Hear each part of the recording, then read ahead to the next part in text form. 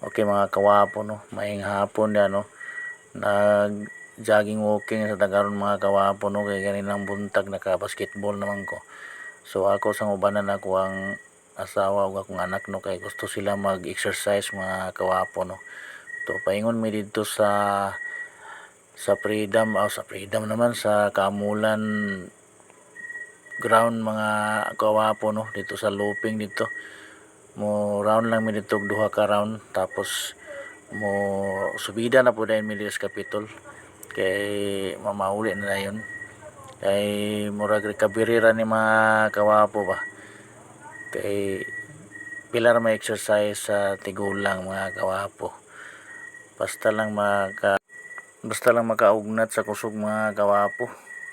Kay ganina isa ka game sa basketball ganang buntag o kinakaayo sakto na kay nga exercise.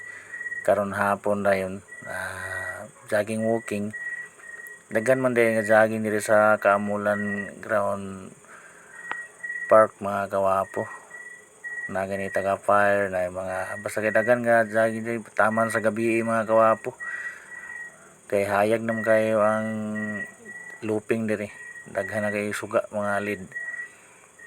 So pirada na sa ta, sugod na ta untol-untol mga kawapo para sa maayong panglawas. Birada pila ra may exercise sa tiguang ana mo gina mga kawapo, para pang body maintenance lang ba.